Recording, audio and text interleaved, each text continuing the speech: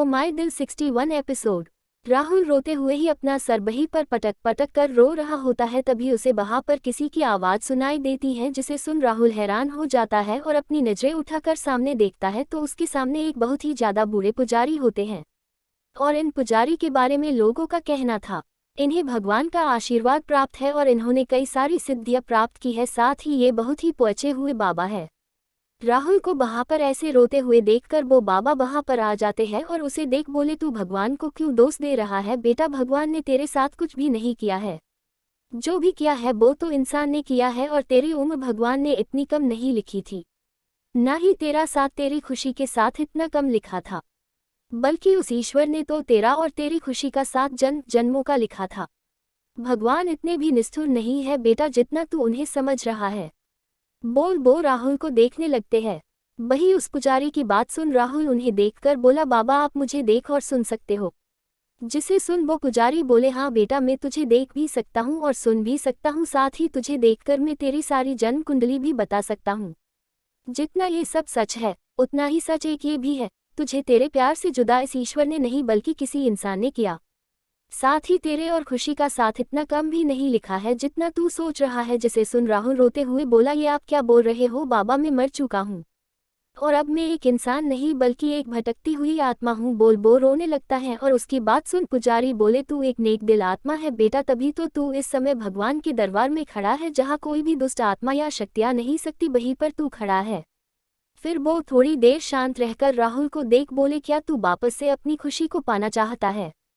क्या तू चाहता है तेरी खुशी की जिंदगी में वापस से खुशियां लौट आए और तू उसके साथ खुशी खुशी रह सके, उसे छू सके, प्यार कर सके? बोल वो मुस्कुरा कर राहुल को देखने लगते हैं और बाबा की बात सुन राहुल की आत्मा उन्हें हैरानी से देख बोली, ये संभव नहीं है। अब बाबा भले मेरी मौत किसी की साजिश हो, पर सच तो यही है ना, मैं अब मर चुका हूँ और अब मैं बस एक भटकती हुई आत्मा हूँ, उससे ज्यादा नहीं, जो अपने प्यार को देख तो सकता है पर उसे प्यार नहीं कर सकता, ना ही छू नहीं सकता है, ना उसके आंसू पोंछ सकती है। बोलबो वापस से रोने लगता है।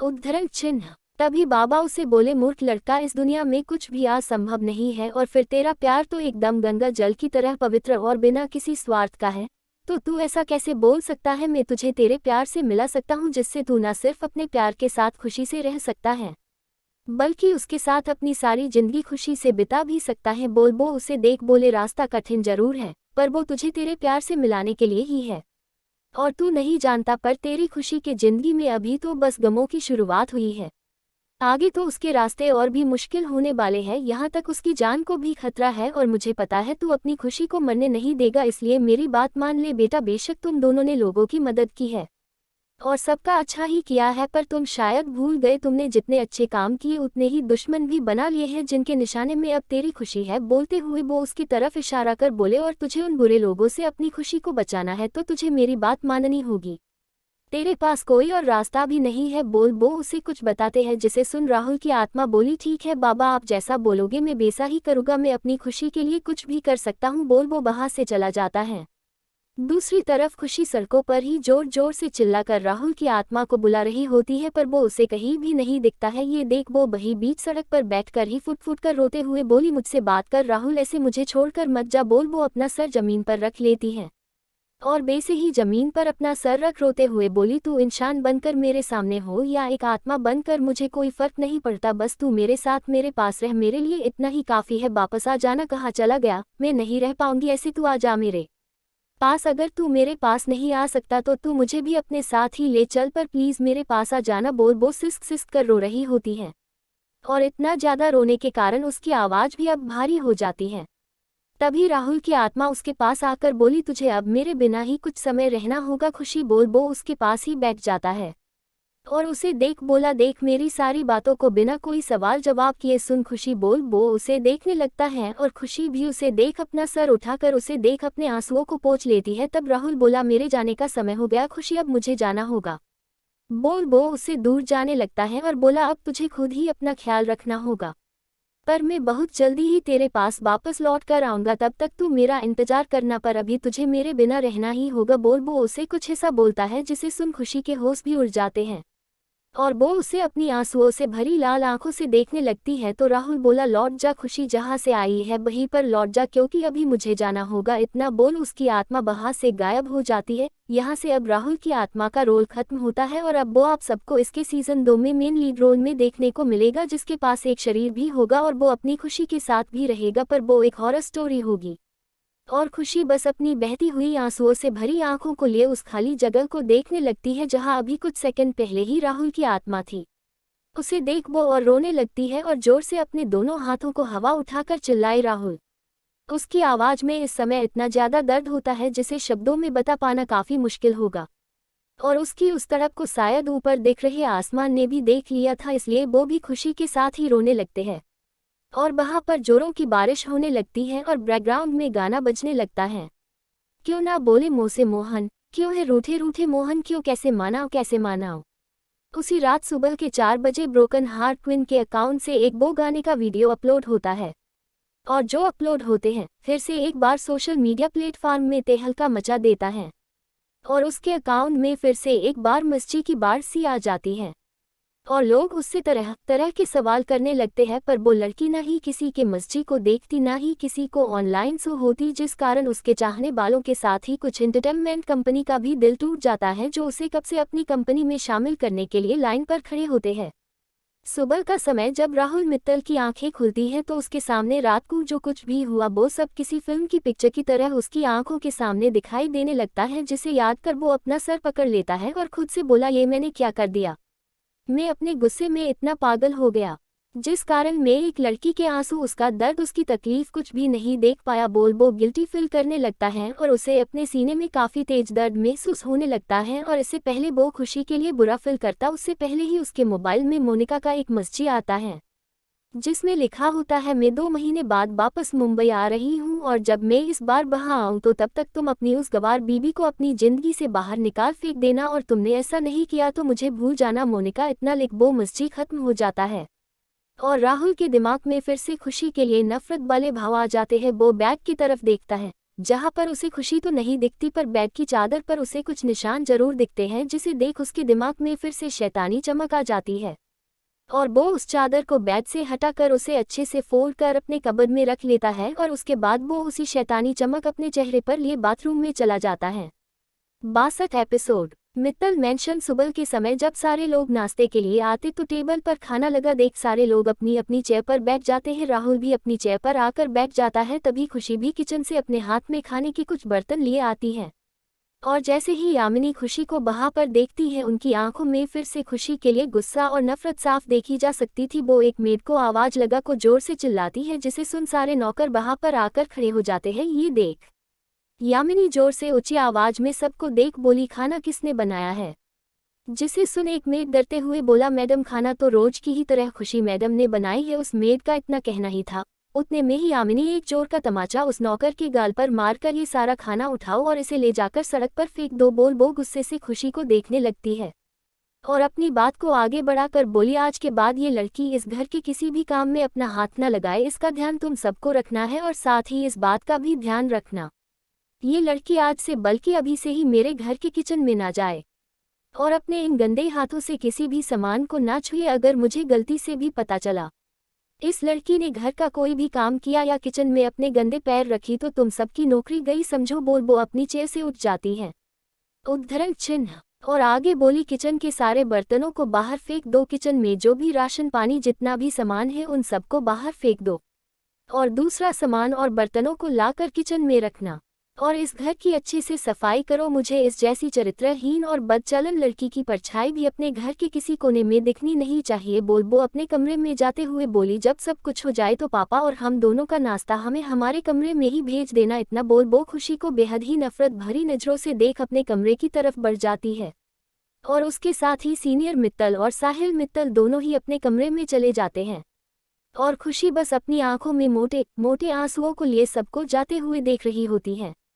यामिनी के एक एक शब्द किसी तिर की खुशी को अंदर तक चुभ रहे होते हैं, पर वो किसी से भी कुछ नहीं बोलती है और बस अपनी आंसुओं से भरी आंखों के साथ उस दिशा में ही देख रही होती है जहां से अभी वो सब गए थे। राहुल जो वहीं पर अपनी चेयर पर आराम से बैठा था, उसे खुशी को इस तरह से रोते हुए देख काफी अच्छा लग रहा था और बो अपनी जगह से उठकर खुशी के पास जाकर उसे देखकर बोला, बो सब तो गए अपने कमरे में और तुम भी बहुत जल्द ही इस घर से बाहर जाने वाली हो। बो उसे बाहर का रास्ता दिखाने लगता है और मुस्कुरा कर उसे देख बोला, सबने तो तुम्हारे हाथ से बना खाना खाने से मना कर दिया, पर डोंट वरी, खुशी में हूं ना, मैं तुम्हारे हाथ से बना ये टेस्टी खाना भी खाऊंगा और हर रात तुम्हें भी खाऊंगा। वैसे भी तुम हो ही इतनी टेस्टी, तुम्हें एक बार चखने के बाद मेरे मन तुम्हें और भी ज़्यादा खाने का कर रहा है। पर तुम इंतजार करो मेरा, मैं आज जल्दी ही घर आ जाऊंगा। बो उसके गालों को चूम वहाँ से एक पराठा उठा उसे फोड़कर खाते हुए वहाँ से निकल जाता है। और आज इस परिवार का बिहेव खुद के लिए देख और सबकी नज़रों में खुद के लिए इतनी नफरत, इतनी घिन देख खुशी अंदर तक टूट जाती है और वो बिना कुछ खाए पिए ही वहाँ से अपने कमरे में चली जाती है। और कमरे में आने के बाद बेड पर औंधे मुंह लेटकर जोरों से रोने लगती है और रोते हुए खुद से ही बोली, मैंने बोली थी ना माँ पापा, इस दुनिया में मुझे कोई भी आप दोनों से ज़्यादा प्यार नहीं कर सकता, ना कोई मुझे समझ सकता है। आप दोनों ने जो प्यार मुझे दिया वो प्यार इस दुनिया में कोई भी सास ससुर किसी बहू को नहीं देता जितना आप दोनों ने मुझे दिया। बो रोते हुए ही आगे बोली, अगर आपके सामने कोई मुझे ये बोलता मैंने अपने प्यार, अपने राहुल शेखावत को धोखा दी या किसी और के साथ ऐसा भी कुछ गलत काम की, तो आप दोनों उस इंसान की बातों में विश्वास करना तो दूर अपने सामने मौजूद सबूतों को भी झुठला देते। आप दोनों कभी भी अपनी खुशी पर ना इस तरह के इल्ज़ामों को बर्दाश्त करते, ना किसी सबूत पर, बल्कि आप तो उस इंसान की जान ही ले लेते जो आपकी खुशी के दामन पर कीचड़ उड़ाता। बो सिसक कर रोने लगती है और उस पल को याद करने लगती है। फ्लैशबैक, राजस्थान। सारा परिवार मिलकर एक साथ हॉल में बैठे बातें कर रहे होते हैं। तभी वहाँ पर एक लड़का अपने पिता और माँ से साथ हाथों में बहुत सारे लेटर और कुछ फोटो को अपने साथ लेकर आता है और नमन जी को देख बोला, हुकुम सा, मुझे आपसे इंसाफ चाहिए। बो उनके कदमों में गिर जाता है और रोते हुए बोला, मैं और एक लड़की, हम दोनों एक दूसरे से प्यार करते थे, मगर उस लड़की ने मुझे धोखा दे दिया और वो अब किसी और से सगाई करने जा रही है। हुकुम सा, मेरी मदद करो, मुझे उस लड़की से मिला दो, मैं उससे बहुत प्यार करता हूँ। बो रोने लगता है और उसे ऐसे रोते देख नमन जी बोले, पहले तो तू रोना बंद कर छोरा और बता कौन है वो लड़की जिससे तू प्यार करता है और क्या वो भी तुझसे प्यार करती है। जिसे सुन वो लड़का बोला, जी हुकुम सा, वो लड़की भी मुझसे प्यार करती है और हमारे बीच भी सब कुछ हो गया है और सब कुछ होने के बाद वो मुझे छोड़कर किसी और से सगाई कर रही। वो लड़का मगरमच्छ के आंसू बहाने लगता है और अपने हाथ में पकड़े लेटर उन्हें दिखाते हुए बोला, ये देखो, उस लड़की ने मुझे कितने सारे लेटर लिखे थे और ये फ़ोटो हम जब भी बाहर घूमने गए, साथ में खाना खाए, काफ़ी पिए, ये सारी फ़ोटो हमारे प्यार की गवाह है। बो नमन जी के हाथ में उन सभी फ़ोटो को दे देता है, जिसे देखकर नमन जी गुस्से में बोले, ये क्या मजाक है छोरा, तू पागल हो गया है या सटिया गया है? ये फ़ोटो तो हमारी बेटी खुशी की है और इसमें तू क्या कर रहा है और ये सब तेरे पास कहाँ से आई? बो उसे गुस्से से घूर कर देखते हैं, जिन्हें देख वो लड़का डर जाता है और डरते हुए ही बोला, मैं सच बोल रहा हूँ, वो लड़की खुशी ही है जो मुझसे प्यार करती है। बो खुशी को देखता है और उसकी बातों को सुन सारे लोग हैरान होकर उसे देखने लगते हैं। तो वहीं निशा जी अपनी आंखों में बेहिसाब गुस्सा लिए उस लड़के के पास जाकर बिना कुछ बोले उसे 5 से 6 थप्पड़ मारकर बोली, सच बोल वरना मैं आज यही तेरी जान ले लूंगी।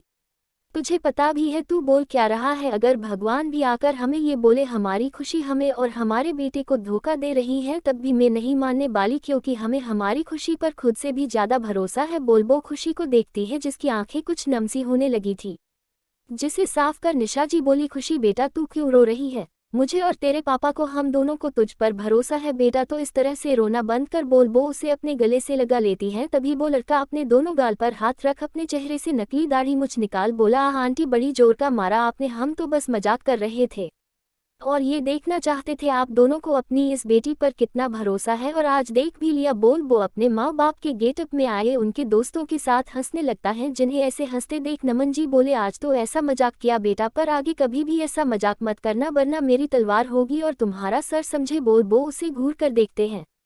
तभी खुशी बोली, आपको इतना भरोसा है माँ पापा मुझ पर? तो वो दोनों साथ में बोले, खुद से भी ज्यादा भरोसा हमें हमारी बेटी पर है। बोल सारे लोग मुस्कुरा देते हैं। Flashback over.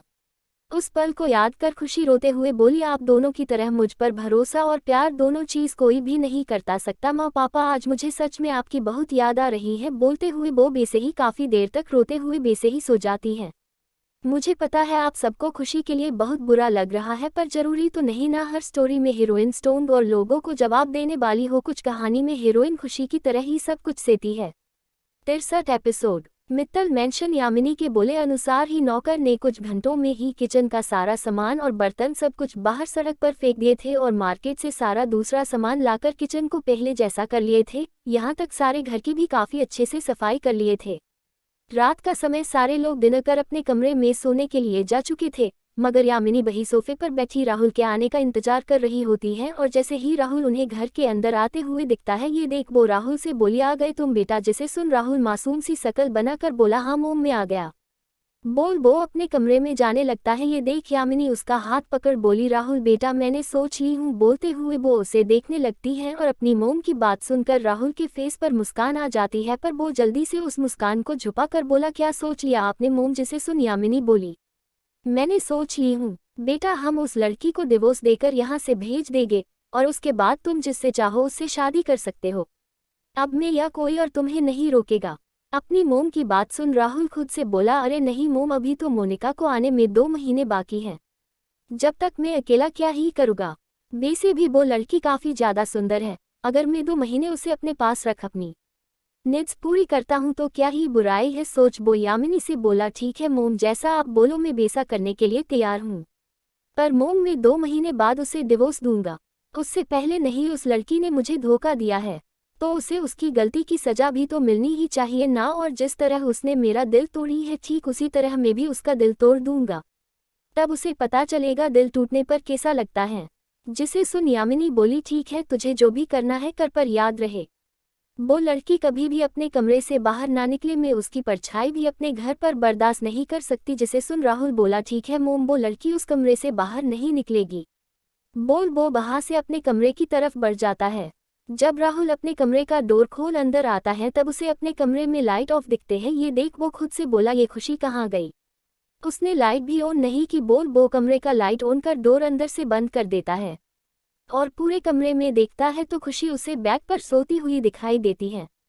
जिसे देख उसके फेस पर एक डेविल मुस्कान फिर से आ जाती है और वो सीधे बाथरूम में चला जाता है। थोड़ी ही देर में कमरे की लाइट फिर से बंद हो जाती है और खुशी जो बैग पर सो रही होती है उसे ऐसा लगता है जैसे कोई उसके ऊपर आकर उसे दबोच रहा है, साथ ही उसकी बॉडी को चूमे जा रहा है। ये महसूस करते ही वो अपनी आंखें खोल लेती है और आंखें खोलते ही उसके सामने राहुल मित्तल का चेहरा आ जाता है, जिसके चेहरे पर उसे अपने लिए डिजायर साफ दिखाई दे रही होती है। जिसे अपने ऊपर देख वो उसे खुद से दूर करते हुए बोली राहुल तुम क्या कर रहे हो, मेरे साथ छोड़ो मुझे। बोलते हुए वो उसे खुद से हटाने की नाकामयाब कोशिश करती है, पर खुशी की सारी बातों को इग्नोर कर राहुल उसके दोनों हाथों को बेड पर ही दबाते हुए बोला बहुत बोलती हो तुम, मुझे तुम्हारा ये मुंह बंद करना होगा। इतना बोलते ही वो खुशी के सॉफ्ट और मुलायम होठों पर अपने सख्त होठों को रख उसे किस करने लगता है, साथ ही उसके साथ एक बार फिर से जबरदस्ती करने लगता है और खुशी चाहकर भी उसका विरोध नहीं कर पाती है। न ही उसमें इतनी ताकत होती है वो राहुल को खुद से दूर कर सके, क्योंकि आज पूरे 2 दिन हो चुके थे उसने ना ही कुछ खाई थी और ना ही कुछ पी थी। यहाँ तक किसी ने एक बार भी उस पर ध्यान देना जरूरी नहीं समझा वो बिना कुछ खाए ठीक है भी या नहीं।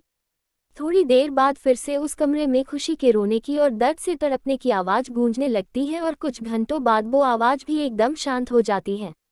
तभी खुशी अपनी आधी खुली आंसुओं से भीगी आंखों से उसे देखकर बोली मुझे भूख लगी है राहुल, मुझे खाना चाहिए। बोल वो उसे देखने लगती है और खुशी की बात सुन राहुल उसके फेस पर उंगली फेरते हुए बोला तुम्हें सच में खाना चाहिए। जिसे सुन खुशी हाँ में अपना सर हिला देती है। ये देख राहुल बेड से खड़ा होता है और अपनी शर्ट और लोबर पहन कर कमरे से बाहर निकल जाता है। ये देख खुशी अपनी सारी हिम्मत जमा कर धीरे से उठती है और वही बेड से टिककर बैठ जाती है और दरवाजे की तरफ देखने लगती है ताकि राहुल उसके लिए खाना लेकर आए।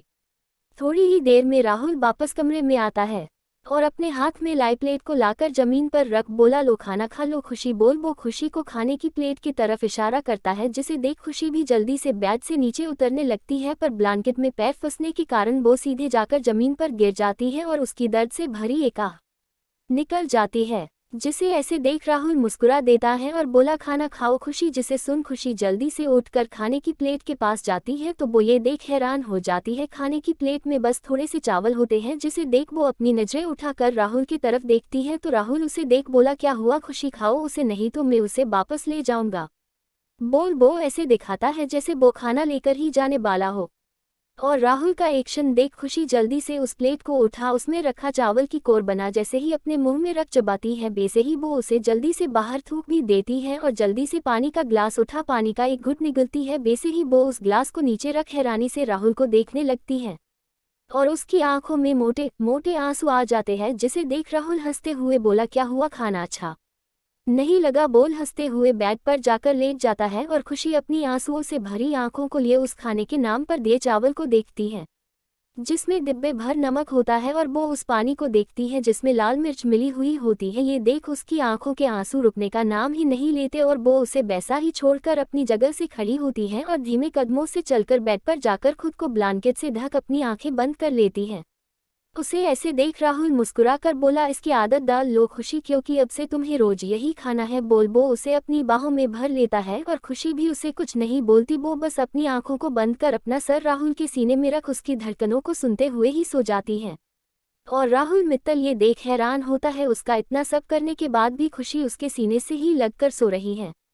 64 एपिसोड। 2 दिन बाद खुशी की जब आंखें खुलती हैं तो वो खुद को बेड पर बेजान किसी सामान की तरह पाती है और वो अपने चेहरे को उठा पूरे कमरे में देखती है तो राहुल उसे कहीं भी नहीं दिखता। ये देख वो अपना हाथ आगे कर साइड टेबल पर रखा पानी का जग उठा कर देखती है तो उसे एक बूंद भी पानी की नहीं दिखती है।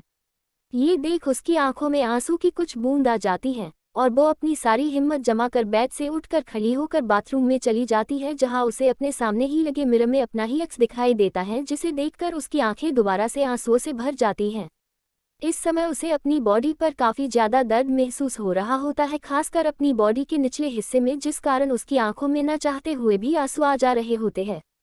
थोड़ी देर तक साबर के नीचे खड़े रहने के वो उस वॉशरूम से बाहर निकलती हैं और कबर्ड से अपने कपड़े निकाल उन्हें पहन लेती हैं। तभी उसे अपने पेट से निकल रही आवाज़ सुनाई देती है, जिसे सुन उसे याद आता है आज पूरे 4 दिन हो गए उसने कुछ भी नहीं खाया है, ना ही उसे किसी ने भी एक बार खाने के लिए पूछा है। यहाँ तक उसे तो इस कमरे में बंद करके रखा गया है, जिसे याद कर वो खुद से बोली, किस तरह की जिंदगी हो गई मेरी। बोल वो अपने आंखों में आए आंसुओं को साफ कर डोर के पास जाती है और उसे खोलने की कोशिश करती है तो वो बाहर से लॉक होता है और उसे इस समय काफ़ी ज़्यादा भूख लगी होती है। भूख के कारण उसकी आंखों में आंसुओं का आना रोक ही नहीं रहा होता है और जब उससे ज़्यादा समय तक भूख बर्दाश्त नहीं होती तो वो अपने कमरे में देखने लगती है, पर वहाँ पर कुछ भी खाने का या पीने का पानी तक नहीं होता। तभी उसकी नज़र बालकनी में जाती है, जिसे देख वो खुद से ही बोली, नहीं मैं इस तरह भूख से तड़प कर मर नहीं सकती, अभी मैं मर नहीं सकती। मेरे प्यार ने मुझसे वादा किया है वो वापस लौट कर जरूर आएगा और जब तक वो वापस नहीं आ जाता तब तक मैं मर नहीं सकती। इतना बोल वो किसी तरह अपने शरीर को खींचकर बालकनी तक ले आती है और वो बिना कुछ भी सोचे समझे ही बालकनी में चढ़कर वहां से नीचे उतरने का रास्ता देखने लगती है, पर उसे कोई भी रास्ता नहीं दिखता। ये देख वो अपने कमरे में वापस जाती है और अपने हाथ में अपनी साड़ियों को लेकर आती है, जिसे वो बालकनी की सीलिंग से बांधकर नीचे फेंक देती है और उसके सहारे ही उतरकर वो बिना किसी की नज़रों में आए वहां से निकल जाती है। इस समय उसे काफ़ी ज़्यादा भूख लगी होती है और उसे ऐसा लगने लगता है जैसे उसने अभी कुछ नहीं खाई तो वो थोड़ी ही देर में मर जाएगी। भूख इंसान से क्या कुछ नहीं करवा देती है, वैसा ही कुछ हाल खुशी का भी था। खुशी उस बड़ी सी हवेली से निकलकर सड़क के आसपास देखने लगती है ताकि उसे कुछ भी खाने का मिल जाए, फिर वो बासी खाना हो या सड़ा हुआ, उसे बस कुछ भी खाने का चाहिए था जिसे खाकर वो अपने पेट की भूख को शांत कर सके। जब खुशी को वहां पर कुछ भी खाने का नहीं मिलता, ये देख खुशी वहां से आगे बढ़ जाती है और चलते हुए ही सड़क के दोनों साइड देखते रहती है ताकि उसे कुछ तो खाने का मिल जाए, पर कुछ भी नहीं दिखता। इस कारण वो बेशुद्ध सी सड़क पर निकल जाती है। उसे नहीं पता होता वो कहाँ जाने वाली है, पर फिर भी वो वहां से निकल जाती है। दूसरी तरफ आशिका इस समय कपिल की कार में बैठी होती है और वो कपिल से बोली, कपिल मुझे पता नहीं पर खुशी की बहुत चिंता हो रही है। खुशी मुझसे रोज बात किया करती थी, पर अभी कुछ दिन हो गए उसने ना ही मुझसे कोई बात की है ना ही उसका फ़ोन लग रहा है। मैं कल खुशी से मिलने मित्तल मेंशन भी गई थी, पर वहाँ के मेड ने मुझे बाहर से ही भगा दिया और मुझसे बोला खुशी वहाँ पर नहीं है, अब तुम ही बताओ खुशी वहाँ पर नहीं होगी तो फिर वो कहाँ पर जाएगी। बोलते हुए वो काफ़ी ज़्यादा परेशान लग रही होती है और उसे इस तरह से परेशान होते देख कपिल आशिका के हाथ पर अपना एक हाथ रख बोला, तुम इतना परेशान मत हो, मैं पता करने की कोशिश करता हूँ। बोल वो मुस्कुरा देता है। इस समय दोनों ही राहुल के घर जा रहे होते हैं खुशी से ही मिलने, क्योंकि खुशी के भाई ने कपिल और कबीर दोनों से ही बोला था जब तक खुशी उससे या उसकी फैमिली से कंटेक्ट नहीं करती तब तक वो दोनों ही खुशी का ध्यान रखे। और उन दोनों ने प्रॉमिस किया था वो दोनों खुशी का ध्यान रखेंगे।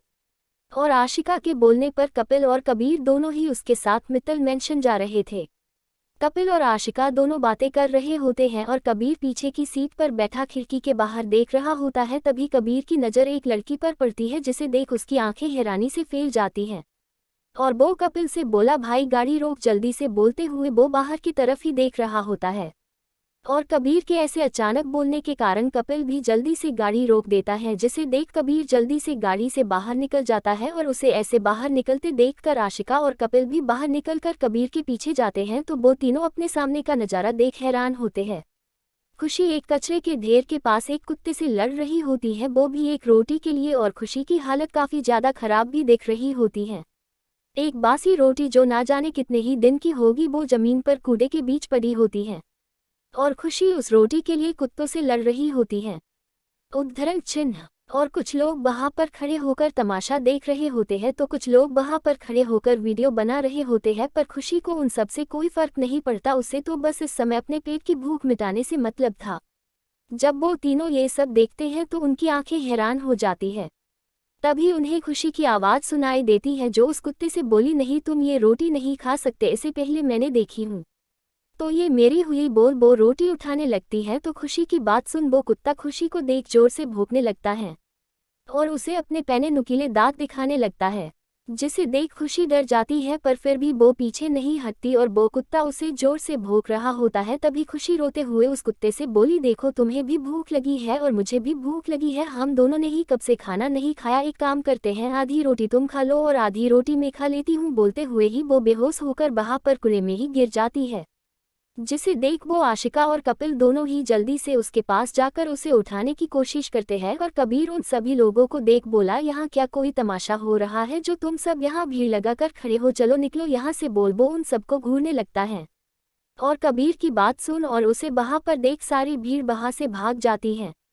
वही आशिका रोते हुए खुशी को उठाने की कोशिश करते हुए बोली, खुशी उठो, उठो ना खुशी, देखो ना मैं आशिका तुम्हारी दोस्त तुम्हारे पास हूँ, अब तो उठ जाओ। बोल बो उसे हिलाने लगती है और खुशी को उठते ना देख आशिका रोते हुए बोली, कपिल देखो ना इसे क्या हो गया, ये उठ क्यों नहीं रही। बोल बो रोते हुए ही खुशी को देख रही होती है। तभी कबीर बोला, मुझे लगता है हमें भाभी को हॉस्पिटल लेकर चलना चाहिए, जिसे सुन आशिका बोली, हाँ इसे हॉस्पिटल लेकर चलो। बोल बो कपिल को देखने लगती है और उसकी बात सुन कपिल भी खुशी को अपनी गोद में उठाकर गाड़ी में बिठा देता है।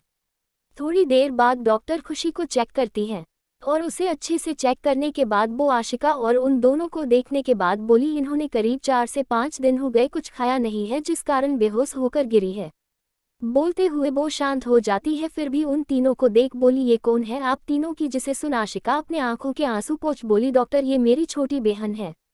क्या हुआ डॉक्टर, सब ठीक तो है ना, कोई टेंशन वाली बात तो नहीं है ना। बोल वो उन्हें सवालिया नजरों से देखने लगती है। तभी वो डॉक्टर एक लंबी सांस लेते हुए बोली, आपकी छोटी बहन के साथ जबरदस्ती की गई है। बोल वो उन तीनों को देखने लगती है और उस डॉक्टर की बात सुन आशिका बोली, ये क्या बोल रही हो आप डॉक्टर, साफ साफ बोलिए। खुशी तो अपने पति के साथ रहती है तो उसके साथ जबरदस्ती कैसे हो सकती है। बोल वो उन्हें देखने लगती हैं तो डॉक्टर उसे देख बोली, करीब 10 में से 7 केयर ऑफ केस ऐसे होते हैं जिसमें एक पति ही अपनी पत्नी के साथ जबरदस्ती करता है और इनके शरीर के घाव ये साफ बता रहे हैं इनका रेप हुआ है। बोल वो शांत हो जाती है और थोड़ा रुक कर बोली, हो सकता है ये सब इनके पति ने ही किया हो। बोल वो उन तीनों को देख बोली, थोड़ी ही देर में इन्हें होश आ जाएगा। इतना बोल वो वहां से चली जाती है। तो वही डॉक्टर की बात सुन वो तीनों हैरान होते हैं। तो वही आशिका रोते हुए बोली, मुझे नहीं पता था राहुल सर इतने घटिया और गिरे हुए भी हो सकते हैं। बोल वो खुशी के पास चली जाती है और खुशी के मझाए हुए फेस को देख उसके आंसू और तेज हो जाते हैं और वो प्यार से खुशी के गाल पर अपना एक हाथ रख बोली, खुशी आशिका ने इतना बोली ही थी उतने में ही खुशी धीरे से अपनी आंखें खोल उसे देखने लगती है और आशिका को अपने सामने देख अपनी बेजान पर चुकी धीमी आवाज में बोली, तुम, जिसे सुन आशिका बोली, तुम ठीक हो। उद्धरण चिन्ह। आशिका की बात सुनते ही खुशी उसे देख बोली, मुझे भूख लगी है आशिका, मुझे खाना चाहिए। बोलते हुए उसकी आंखों में फिर से आंसू आ जाते हैं, जिसे देख आशिका बोली, हाँ चलो मैं तुम्हें खाना खिलाती हूँ। बोल वो उसे सहारा देकर खड़ा करती है और उसे अपने सहारे से ही उसे उस बार से बाहर लाकर कपिल को देख बोली, कपिल खुशी को मेरे अपार्टमेंट लेकर चलो। बोल बो उसे देखने लगती है, जिसे सुन कपिल कुछ बोलता उससे पहले ही खुशी बोली, नहीं मुझे कहीं नहीं जाना है, मुझे बस खाना चाहिए, अगर मुझे खाना नहीं मिला तो थोड़ी ही देर में मेरी जान निकल जाएगी। खुशी की बात सुन कपिल बोला, हॉस्पिटल के बाजू में एक रेस्टोरेंट है, हम वहां चलते हैं। जिसे सुन खुशी हाँ में अपना सर हिला देती है, पर खुशी में अब चलने की भी हिम्मत नहीं होती है। ये देख कपिल आगे आकर उसे अपनी गोद में उठा लेता है। दूसरी तरफ राहुल अपनी कंपनी में इस समय एक मीटिंग हॉल में बैठा मीटिंग कर रहा होता है। तभी युग राहुल के पास आकर उसे अपने मोबाइल में चल रही एक वीडियो दिखाता है, जिसे देखते ही राहुल के होश उड़ जाते हैं और वो हैरान होकर उस वीडियो को देखता है और बिना किसी से कुछ बोले ही वो युग का मोबाइल अपने हाथ में लिए वहां से बाहर निकल जाता है। जिसे ऐसे जाते देख वहां बैठे सभी लोग आपस में बातें करने लगते हैं। वही राहुल अपने केबिन में आकर अपनी चेयर पर बैठ जाता है और उस वीडियो को देख उसकी बोहें सिकुड़ जाती हैं। उद्धरण चिन्ह। और वो अपने सामने खड़े युग को देख गुस्से में बोला, अगले 10 मिनट के अंदर ये वीडियो इंटरनेट से गायब हो जानी चाहिए। 65 एपिसोड। राहुल उस वीडियो को देख गुस्से में अपने सामने खड़े युग को देख बोला, अगले 10 मिनट में ये वीडियो इंटरनेट और सोशल मीडिया अकाउंट से डिलीट हो जाना चाहिए। जिसे सुन युग वहां से चला जाता है और उसके जाने के बाद राहुल अपने सर पर हाथ रख बोला, इस लड़की ने ये ठीक नहीं किया। एक रोटी के लिए कुत्ते के लड़ रही, वो भी ऐसी रोटी जिसे कोई कुत्ता भी ना खाए। बोल वो याद करने लगता है खुशी ने आखिरी बार खाना कब खाई थी। तभी उसे याद आता है खुशी ने आखिरी बार खाना उस फोटो को दिखाने के एक दिन पहले ही खाई थी और अब तो करीब 4 से 5 दिन हो गए थे उसे कुछ भी खाए पिए। जिसे याद कर वो खुद से बोला, ऐसे में तो वो मर ही जाएगी, पर मैं उसे मारना नहीं चाहता, अभी उसे जिंदा रहना होगा। बोलते हुए वो कुछ सोचता है और जिसे सोचकर वो अपनी जगह से उठकर खड़ा होता है। और दूसरी तरफ कपिल, कबीर, आशिका तीनों ही खुशी को बस एकटक देखे जा रहे होते हैं और खुशी इस समय ऐसे खाना खा रही होती है जैसे उसने पता नहीं कितने जन्मों से खाना ना खाए हो। वो अपने दोनों हाथों से मुठिया बना खाना खा रही होती है, जिस कारण सारा खाना उसके पूरे चेहरे के साथ उसके कपड़ों को भी गंदा कर रहा होता है। पर खुशी इन सबको इग्नोर कर बस खाना खाए जा रही होती है। थोड़ी ही देर में आशिका नेपकिन से खुशी के चेहरे को साफ कर उसका दोनों हाथ अपने दोनों हाथों में लेकर बोली, अब बताओ खुशी क्या बात है, तुम्हारी ये हालत कैसे हुई और तुम्हारे साथ किसने। बोलते हुए वो रुक जाती है और आशिका की बात सुनते ही खुशी उसके गले लग जोर से रोते हुए उसे सब कुछ बता देती है। कैसे राहुल ने 2 महीनों में अच्छे होने का नाटक किया, घर बालों का भरोसा जीता, उसके दिल में अपनी जगह बनाई, उसे अपने झूठे प्यार का भरोसा दिलाया और फिर वो झूठी तस्वीरों को दिखाकर उसे सबकी नज़रों में कैरेक्टरलेस साबित कर दिया। और जब खुशी ने राहुल से पूछा तो उसने किस तरह से उसके साथ जबरदस्ती की और घर वालों का बिहेव, यहाँ तक उसे एक कमरे में कैद कर रखना, सब कुछ बता देती है। जिसे सुनने के बाद उन तीनों की आंखों में भी आंसू होते हैं और आशिका खुशी के आंसू पोंछ बोली, इतना सब हो गया तुम्हारे साथ और तुमने मुझे बताई तक नहीं, पर अब और नहीं, अब तुम मेरे साथ मेरे घर चलोगी। मैं अब और तुम्हें उस घर में नहीं जाने दूंगी जहां पर सारे लोग तुम्हें गिरी हुई नजरों से देखे। उद्धरण चिन्ह। या तुम्हारा वो पति रोज रात तुम्हारे साथ खेले। बोल वो उसे उसका हाथ पकड़ अपने साथ चलने को बोलती है तो खुशी उसे मना करते हुए बोली, नहीं आशिका, मैं तुम्हारे साथ नहीं चल सकती। जिसे सुन वो गुस्से में बोली, तो सबको बता क्यों नहीं देती, वो सारी फोटो नकली है, और उस राहुल को क्यों नहीं बताती तुम कौन हो और क्यों उसके साथ रह रही हो। अरे वो राहुल मित्तल तो तुम्हारी जूती के बराबर भी नहीं है, फिर भी वो तुम्हारे साथ इतना कुछ कर रहा है और तुम चुपचाप सह रही हो। आखिर कब तक तुम इतना सब सहती रहोगी। तुम चाहो तो उस मोनिका का सच भी उस राहुल के सामने ला सकती हो, पर तुम क्यों ऐसा नहीं कर रही। आखिर तुम चाहती क्या हो खुशी, बोलो मुझे। आशिका को आज पहली बार गुस्से में देख खुशी थोड़ी डर जाती है, पर वो उसे देख बोली, अच्छा ही हुआ ना आशिका जो राहुल ने वो झूठी तस्वीरें सबको दिखाई, इसी बहाने मुझे ये तो पता चला कौन मेरा अपना है और कौन पराया है। वो लोग चाहते तो उन फोटो की जांच कर पता लगा सकते थे वो कितनी सच्ची और कितनी झूठी है, पर नहीं, उन सबने उस फोटो पर यकीन और अपना असली चेहरा मुझे दिखा ही। बोल वो हल्का सा मुस्कुरा देती है, पर उसकी वो मुस्कान बेहिसाब दर्द से भरी होती है, जिसे देख आशिका शांत हो जाती है।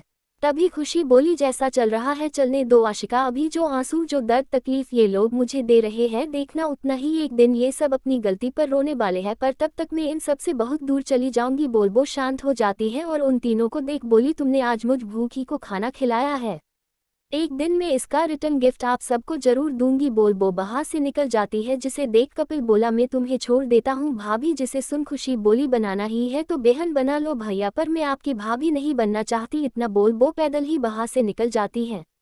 वही जब खुशी मित्तल मेंशन पहुंचती है तो दोबारा बेसे ही अपने कमरे में जाती है जैसे वो नीचे आई थी। वो अपनी साड़ियों की मदद से ही वापस ऊपर चढ़ती है और फिर उस साड़ी को बाहर से खोल लेती है। खुशी को पता था उसका इस कमरे से निकलना साफ मना था, यहाँ तक यामिनी तो खुशी की परछाई भी कहीं पड़ने नहीं देना चाहती थी, जिस कारण खुशी दोबारा बेसे ही ऊपर चढ़ती है। खुशी जब बालकनी से होकर वापस अपने कमरे में जाती है तो वो ये देखकर हैरान रह जाती है, कमरे में राहुल पहले से ही काउच पर बैठा उसे देख मुस्कुरा रहा होता है। जिसे ऐसे मुस्कुराते देख खुशी डर जाती है और उसी डर के कारण उसके हाथों में पकड़ी साड़ी नीचे गिर जाती है और उसका पूरा शरीर डर से कांपने लगता है। तभी राहुल अपनी जगह से उठकर खड़ा होता है और वो खुशी को देखता है, जिसके कपड़े सच में किसी भिखारी की तरह गंदे दिख रहे होते हैं और उसके चेहरे पर भी अभी थोड़ा खाना लगा हुआ ही सूख चुका होता है। जिसे राहुल उसकी तरफ बढ़ता है और इससे पहले खुशी कुछ बोल पाती, राहुल खुशी का हाथ पकड़ उसे खींचकर बाथरूम में ले जाता है और बाथरूम में ले जाने के बाद उसके कपड़ों को एक नज़र देखता है और खुशी कुछ समझ पाती उससे पहले ही राहुल खुशी के सारे कपड़ों को टुकड़े में फाड़ बाहर रखे डस्टबिन में फेंक देता है और खुशी को ऊपर से लेकर नीचे तक देखते हुए बोला, मैं तुम्हारी मदद कर देता हूँ तुम्हें साफ करने में। बोल वो ठंडे पानी से भरा बाथटब में खुशी को उठाकर पटक देता है और खुशी को गुस्से में देख बोला, मैंने जो खाना तुम्हें दिया था वो इतना भी खराब नहीं था जिसे तुम खा ना सको, पर तुमने आज हद ही कर दी। आज मैं तुम्हें तुम्हारी गलती की वो सजा दूंगा जिसके बाद तुम अपने इन पैरों में चलने के काबिल ही नहीं रहोगी। बोल वो उसे रगड़ रगड़ कर साफ करने लगता है, जिस कारण खुशी को काफी तेज दर्द होता है और उसकी आंखों से बस आंसू ही बहे जा रहे होते हैं। 66 एपिसोड। 2 महीने बाद रात का समय, राहुल पसीने से लथपथ बेड से बाहर निकलता है और एक नज़र बेड पर लेटी खुशी को देखता है, जिसकी आंखों में इस समय ना ही कोई आंसू होते हैं और ना ही कोई भाव होते हैं। उसे देखकर राहुल सीधे वॉशरूम में चला जाता है। शावर लेने के करीब 10 मिनट बाद ही वो बाहर आता है तो देखता है खुशी बस एकटक ऊपर सीलिंग की तरफ ही देख रही है, जिसे देख राहुल अपना सर झटकता है और कबर्ड से अपने कपड़े निकाल वहीं पर पहनने लगता है। कपड़े पहनने के बाद वो रूम को डोर खोल वहां से बाहर चला जाता है और थोड़ी ही देर में वो खाने की प्लेट लाकर नीचे जमीन पर रख खुशी से बोला, खुशी खाना खा लो। राहुल की बात सुन खुशी उसे एक नज़र देखती है और बिना कुछ बोले ही अपनी जगह से उठकर उस प्लेट के पास जा वही जमीन में बैठकर खाने को देखती है।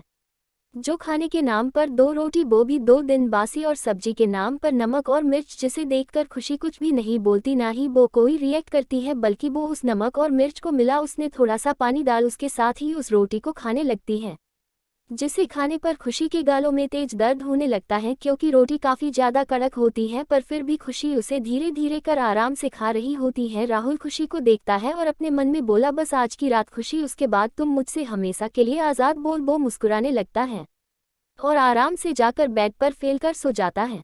थोड़ी देर बाद जब खुशी का खाना हो जाता है तब वो उस खाली प्लेट को देखती है और उसे देख वो उठाकर दरवाजे के साइड में एक बकेट होता है जिसमें डस्टबिन फेंकते हैं, उसमें ले जाकर वो उस प्लेट को डाल देती है क्योंकि वो प्लेट डिस्पोजल की होती है। पिछले 2 महीने से उसकी जिंदगी यही हो गई थी, खाने के नाम में उसे 2 रोटी वो भी 2 दिन की बासी, वो भी नमक मिर्च के साथ मिलती, साथ ही डिस्पोजल वाली प्लेट में, ताकि खुशी की खाई हुई प्लेट किसी को छूनी न पड़े। इस घर में रहने वाले खुशी के साथ ऐसा व्यवहार करते जैसे वो इंसान ना होकर कोई अछूत हो, जिसे छूने से या उसकी छू गई चीज़ों को टच करने से उनका धर्म भ्रष्ट हो जाएगा। उस प्लेट को उसकी जगह पर रखने के बाद खुशी राहुल को देखती है, जो बड़े ही आराम से बेड पर फैलकर सोया होता है। खुशी एक नज़र उसे देखती है और खुद भी धीरे से बेड पर आकर राहुल के करीब जाकर उसके सीने से अपने कान को लगाए उसके दिल की धड़कनों को सुनते हुए वो भी लेट जाती है। खुशी को अपने सीने पर सर रख लेटी देख राहुल मुस्कुरा कर अपने मन में बोला, तुम्हें शायद नहीं पता होगा खुशी, पर तुम सच में काफ़ी ज़्यादा स्वीट और टेस्टी हो। इन 2 महीनों में तुमने मुझे अच्छे से खुश रखा है, या यूँ बोलो मैंने खुद ही तुमसे अपनी सारी नीड्स पूरी की है। पर फिर भी कितने अफसोस की बात है ना खुशी, मैंने तुम्हें और तुम्हारी बॉडी दोनों को ही बस यूज किया है, पर फिर भी तुम ऐसे मेरे सीने पर अपना सर रख सोती हो जैसे तुम्हें दुनिया का सारा सुकून यहीं पर मिलता हो। सोच वो मुस्कुराने लगता है और बोला, बस आज की रात और कल तुम मेरी जिंदगी से, मेरे घर से हमेशा के लिए आउट हो जाओगी। बोल वो अंदर ही अंदर काफ़ी ज़्यादा खुश हो रहा होता है, पर उसकी सारी बातों से अनजान खुशी बस अपनी आंखें बंद कर सो जाती है। अगली सुबह राहुल काफ़ी ज़्यादा खुश होता है और उसी खुशी में वो जल्दी से उठकर नहाकर तैयार हो जाता है और नीचे लिविंग एरिया में चला जाता है जहाँ पर उसके दादा, डैड और मोम होते हैं। जब वो तीनों उसे इतना ज़्यादा खुश देखते हैं तो यामिनी बोली, क्या बात है राहुल बेटा, आज तुम काफ़ी ज़्यादा खुश लग रहे हो। बोलते हुए वो उसे मुस्कुरा कर देखती है और अपनी मोम की बात सुन राहुल बोला, मोम मैं वकील के पास जा रहा हूँ डिवोर्स पेपर लेने, आज मैं उन पेपर पर खुशी की साइन ले लूंगा और उसके बाद हमें उससे हमेशा के लिए छुटकारा मिल जाएगा। वो मुस्कुराने लगता है, जिसकी बात सुन यामिनी भी मुस्कुरा कर बोली, ये तो अच्छी बात है बेटा, तुम जाओ वकील के पास और पेपर ले आओ और तुम्हारे डिवोर्स होते ही तुम दोबारा से अपनी पसंद की लड़की से शादी कर लेना। जिसे सुन राहुल खुश होकर बोला, यस मोम। वो मुस्कुराया। उद्धरण चिन्ह। तभी उसकी मोम बोली, कितनी सख्त जान है ये लड़की, 2 महीने से बस एक समय ही खाना खा रही है, वो भी पत्थर जैसी कड़क 2 रोटी और नमक मिर्च पर, फिर भी उसकी जान नहीं निकली। वो काफी ज्यादा नफरत वाले भाव लिए खुशी को याद करती है और अपनी मोम की बात सुन राहुल बोला, डोंट वरी मोम, आज हमें इस लड़की से हमेशा के लिए छुटकारा मिल ही जाएगा। वो मुस्कुराते हुए ही वहां से चला जाता है। तभी यामिनी के पति साहिल मित्तल बोले, तुम्हें नहीं लगता यामिनी, एक बार हमें उन फोटो का सच जान लेना चाहिए था, क्या पता वो किसी की साजिश रही हो, खुशी को फंसाने की या उसे बदनाम करने की, मगर हमने उन सारी फोटो पर विश्वास कर लिए, मगर एक बार भी उसकी सच्चाई जानने की कोशिश नहीं किए। उद्धरण चिन्ह। आप दोनों भूल गए हो तो मैं आप दोनों को याद दिला दूं, खुशी कोई मामूली लड़की नहीं है, यहाँ तक तो उसके सामने हम कुछ भी नहीं है, ना ही हमारी कोई औकात है। और आप दोनों ये कैसे भूल गए? खुशी तो ये शादी ही नहीं करना चाहती थी, उसने राहुल से शादी बस इसलिए की क्योंकि हमारे बेटे की सीने में उसके पति, उसके प्यार का दिल धड़क रहा है, इसलिए अगर राहुल के सीने में उसके पति का दिल नहीं होता तो वो कभी भी इस घर में शादी करके नहीं आती, ना ही वो आज भी एक विधवा की तरह ही रहा करती। क्या आप लोगों ने इन 2 महीने के पहले भी कभी उसे किसी रंग बिरंगे कपड़ों में देखे, या कभी उसे कोई मेकअप करते या कुछ ज्वेलरी वगैरह पहनते हुए देखा? वो जब से इस घर में आई है उसके बाद पहली ही रात राहुल ने उसके साथ जो किया था, उस दिन से ही उसने हमेशा या तो सफ़ेद या काला, इन 2 रंगों के अलावा कुछ और नहीं पहनी, ना गले में मंगलसूत्र, ना मांग में सिंदूर, ना ही हाथ में कोई बेंगल। हम सब ने उसे बस एक विधवा की तरह ही देखे हैं और वो आज भी बस अपने पहले पति की विधवा बनकर ही रह रही है। और जो लड़की रॉयल फैमिली की बेटी और रॉयल फैमिली की बहू है, मुझे नहीं लगता वो लड़की कुछ भी ऐसा कुछ कर सकती है। बोलते हुए वो एक गहरी सांस लेते हैं और बोले, हम सब ने उस लड़की को गलत समझा, यहाँ तक इन 2 महीनों में उसे एक कमरे में कैद कर रखा, उसे एक समय का भी ऐसा खाना दिया जो शायद ही जानवर भी खाए, हमने उसके साथ बिल्कुल भी अच्छा नहीं किया। वो उन दोनों को देख बोले, मुझे लगता है एक बार तो हमें उन फोटो की जांच करवा लेनी चाहिए थी, उसके बाद कोई फैसला लेना था। फिर वो यामिनी को देख बोले, तुमने खुशी के कैरेक्टर पर तो उंगली उठा ली, उसे ना जाने कितना कुछ बोल दिया, पर एक बार भी तुमने ये नहीं सोची तुम्हारा खुद का बेटा क्या है, जितने उसने कपड़े नहीं बदले उससे ज्यादा तो उसने लड़कियां बदली है, पर तब तुमने कभी अपने बेटे को कुछ भी नहीं कहा और उन फोटो की बिना सच्चाई जाने ही उसे ना जाने कितना कुछ सुना दिया। जो भी हो वो है तो एक इंसान ही ना, और हमने तो उसके साथ जानवर से भी बुरा बर्ताव किया है, अगर गलती से भी उसके घर वालों को ये सब पता चल गया ना तो वो हमारा नामो निशान ही मुंबई से मिटा देंगे।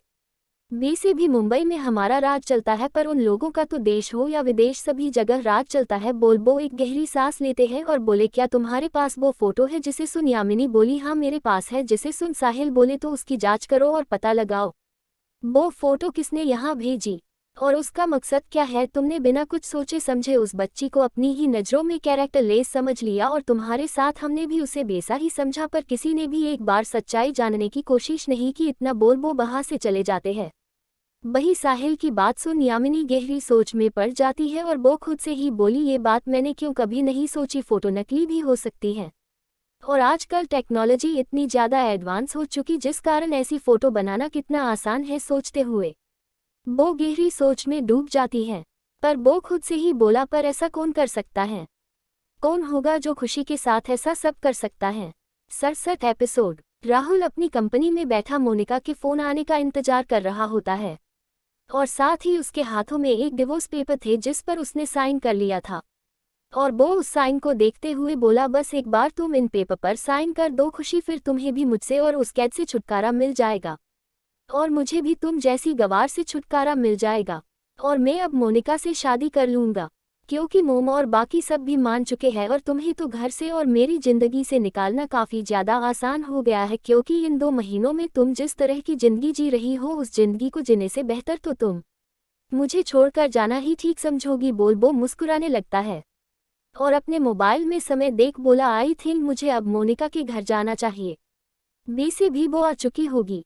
बेसी मुझे तो उसे एयरपोर्ट लेने जाना चाहिए था, मगर मुझे पता है वहाँ पर बहुत सारे रिपोर्टर होंगे, जिस कारण मैं वहाँ तो नहीं जा सकता, पर मोनिका के घर जाकर ही उसका इंतजार करता बोलते हुए ही वो अपना चेयर से उठने वाला होता है। उद्धरण चिन्ह। तभी राहुल का असिस्टेंट युग वहाँ पर आता है और वो कुछ परेशान सा दिखाई दे रहा होता है, जिसे इस तरह से परेशान देख राहुल बोला, क्या हुआ तुम्हारे चेहरे पर ऐसे 12 क्यों बजे हुए हैं? बोल वो उसे देखने लगता है, जिसकी बात सुनकर युग राहुल के ऊपर ही हंसते हुए बोला, सर छोटी मोह बड़ी बात पर आपको बहुत घमंड था ना अपनी उस सो कॉल्ड गर्लफ्रेंड मोनिका पर, और आपने उस जैसी लड़की के लिए अपनी ही बीबी के साथ धोखा किया, शादीशुदा होने के बाद भी उस मोनिका के साथ रिलेशन में रहे। आपने ये अपनी बीबी के साथ अच्छा नहीं किया। बोल मुस्कुराया और अपने हाथ में रिमोट लेकर टीवी चालू करते हुए बोला, आपने अपनी बीबी के साथ अच्छा नहीं किया, उसका ही फल है जो आपको आज ऐसे मिल रहा है। बोल राहुल के हाथ में रिमोट देकर वहां से चला जाता है और युग की बात सुनकर उसे समझ नहीं आता युग बोलकर क्या गया है। तभी उसकी नज़र टीवी पर चल रही न्यूज पर जाती है, जिसे देख उसके होश उड़ जाते हैं और पैरों तले तो मानो जमीन ही खिसक जाती है। टीवी में लाइव न्यूज दिखा रही थी जो एयरपोर्ट से होती है। मोनिका एक विदेशी लड़के के साथ एयरपोर्ट से बाहर निकलती है। उसने उस लड़के की बाह थाम रखी होती है जैसे एक पत्नी अपने पति की थामती है। तभी एक रिपोर्टर मोनिका से बोला, मिस मोनिका क्या आपने शादी कर ली? उद्धरण चिन्ह। जिसे सुन मोनिका मुस्कुरा कर जवाब देते हुए बोली, हाँ मैंने और मेरे हस्बैंड निक हम दोनों ने लंदन में 4 महीने पहले ही शादी की है और आज ही मैंने हम दोनों की शादी की सारी फोटो अपने सोशल मीडिया अकाउंट में अपलोड की है, आप सब उसे देख सकते हैं। बोल उस विदेशी लड़का जिसका नाम निक होता है उसके होठों पर किस कर देती है। तभी दूसरा रिपोर्टर बोला, पर मिस मोनिका हमने तो सुना था आप मिस्टर राहुल मित्तल के साथ रिलेशन में थी और आप उनके साथ लिविंग में थी, फिर ऐसा क्या हो गया जो आपने किसी और से शादी कर ली और आपने किसी को बताया तक नहीं, और अब शादी के 4 महीने बाद आप बता रही हैं? बोल उसके जवाब का इंतजार करने लगता है, जिसे सुन मोनिका मुस्कुरा कर बोली, हाँ मैं मिस्टर राहुल मित्तल के साथ रिलेशन में थी और हम लिविंग में थे, पर आप सबको ही पता है राहुल मित्तल किस तरह का इंसान है। वो मेरे साथ रिलेशन में आने से पहले भी ना जाने कितनी ही लड़कियों के साथ बेड शेयर कर चुका है, और एक ऐसे लड़के के साथ मैं रिलेशन में तो रह सकती हूँ पर उसे अपना हस्बैंड नहीं बना सकती। क्या भरोसा उसका, वो मुझे बाद में भी धोखा देता और वैसे भी अब उसकी शादी हो चुकी है और मुझे भी तो अपनी लाइफ में आगे बढ़ना है ना। बोल वो मुस्कुरा देती है। तभी कोई बोला, आप मिस्टर निक से कब मिली? उद्धरण चिन्ह। इसका जवाब देते हुए मोनिका बोली, मैं 5 महीने पहले लंदन गई थी अपनी शूटिंग के लिए, वहीं पर हमारी मुलाकात हुई और 1-2 मुलाकात में ही हम दोनों को एक दूसरे से प्यार हो गया और हम दोनों साथ रहने लगे, और निक ने मुझे शादी के लिए प्रपोज किया तो मैंने भी हाँ बोल दी और हम दोनों ने वहीं पर एक चर्च में जाकर शादी कर ली। बोल निक को देखती है जो खुद भी उसे ही देख रहा होता है। तभी एक लड़की मोनिका को देख बोली, वैसे मैडम आपको नहीं लगता आप पहले से थोड़ी हेल्दी हो गई हो?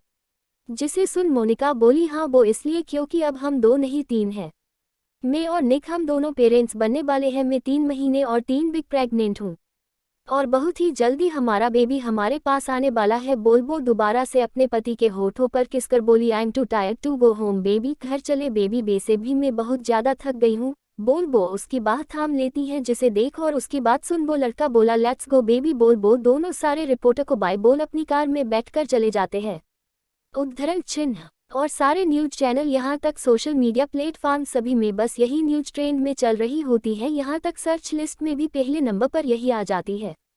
जब राहुल ये न्यूज को देखता है तो उसके तो पैरों तले जमीन ही खिसक जाती है और वो अपनी चेयर पर ही अपने सर पर हाथ रख बैठ जाता है और अब उसकी आंखों में आंसू बहने लगते हैं। वो अपने मोबाइल को ओपन कर उसमें अपना सोशल मीडिया अकाउंट ओपन कर देखता है तो उसे देखते ही निक और मोनिका की वेडिंग फोटोज दिख जाती है। किसी में वो दोनों एक दूसरे को रिंग पहना रहे हैं, तो किसी में एक दूसरे को किस कर रहे हैं, तो कहीं पर वो किसी ट्रिप में घूम रहे हैं। यहाँ तक मोनिका ने निक और उसकी एक बेड फोटो तक शेयर की होती है, साथ ही वीडियो भी, जिसे देखने के बाद राहुल की आंखें गुस्से से लाल हो जाती हैं और वो उसी गुस्से में आकर अपना मोबाइल सामने की दीवार में जोर से फेंक देता है, जिस कारण उसके मोबाइल के न जाने कितने ही टुकड़े हो जाते हैं। तभी वो गुस्से में अपनी कार की उठाता है और अपने केबिन से निकल जाता है। इस समय उसकी आंखों में आंसू के साथ बेहिसाब गुस्सा साफ दिखाई दे रहा होता है। यहाँ तक गुस्से के कारण उसकी मुठिया भी एकदम बंधी होती हैं, जिस कारण उसके हाथ की नसें भी साफ दिखाई दे रही होती हैं। दूसरी तरफ आशिका कपिल और कबीर के साथ अपने ही घर की लिविंग रूम में लगे सोफे पर बैठी होती हैं और वो तीनों भी टीवी में चल रही न्यूज देख रहे होते हैं, जिसे देख आशिका मुस्कुराते हुए बोली, बहुत शौक था ना इस राहुल को खुशी के और उसकी जिंदगी के साथ खेलने का, अब इसे भी पता चलेगा। कैसा लगता है जब हमारा ही साथी हमें धोखा देकर किसी और के साथ रिलेशन में रहे। बोलते हुए उसकी आंखों में एक अलग ही चमक होती है। तभी कबीर बोला, मगर ये आज ही के दिन क्यों इंडिया आई और इसने अपनी शादी की न्यूज आज ही क्यों पब्लिश की, और ये चाहती तो पहले भी कर सकती थी, मगर इसने पहले ऐसा क्यों नहीं की। कबीर की बात सुन आशिका मुस्कुरा कर बोली, तुम्हें क्या लगता है ये न्यूज उस मोनिका ने पब्लिश की या वो खुद चलकर इंडिया आई है? तो तुम गलत सोच रहे हो। बोल वो उसे देखने लगती है। इस पर कबीर हैरान नजरों से उस देखने लगता है तो आशिका बोली, मोनिका 5 महीने पहले खुद अपनी मर्जी से लंदन नहीं गई थी, वो तो बस उसके लिए एक ड्रेप था और उसे इतने महीने तक वहां पर रोक कर रखना भी एक ट्रैप था। यहाँ तक उसका ये पति बोलते हुए वो रुक जाती है और कबीर को देख हंसने लगती है और अपनी बात को पूरी करते हुए बोली, मोनिका को यहाँ से बाहर भेजने से लेकर वापस यहाँ पर लेकर आना सब कुछ खुशी का प्लान है। वो चाहती तो बहुत ही पहले राहुल के सामने उस मोनिका का असली चेहरा ला सकती थी, पर उसने इंतजार किया और इतने दिनों तक उस कैद भरी जिंदगी में रही। अगर खुशी पहले ही मोनिका का सच सबके सामने ला देती तो कभी भी राहुल को अपने किए का एहसास नहीं होता, ना ही उस जरा सा भी अफसोस होता उसने कितना कुछ गलत किया है। खुशी के साथ बोलते हुए वो एक गहरी सांस बाहर छोड़ती है और आगे बोली, मगर अब राहुल को ना सिर्फ अपनी गलती का एहसास होगा बल्कि वो हर पल पछतावे की आग में चलेगा। बोल वो मुस्कुरा देती है पर वो तुरंत ही उदास बो हो जाती है और कपिल की कंधे पर अपना सर रख बोली, कपिल मुझे सच में खुशी के लिए काफी ज्यादा बुरा लगता है, पता नहीं और कितना सहना बाकी लिखा है उसकी जिंदगी में। बोलते हुए उसकी आंखें नम हो जाती है, जिसे इस तरह से देख कपिल को बिल्कुल भी अच्छा नहीं लगता। उद्धरण चिन्ह और वो उसके आंसू पोंछ बोला, देखना एक दिन सब कुछ ठीक हो जाएगा और खुशी को उसकी खुशियां भी जरूर मिलेगी।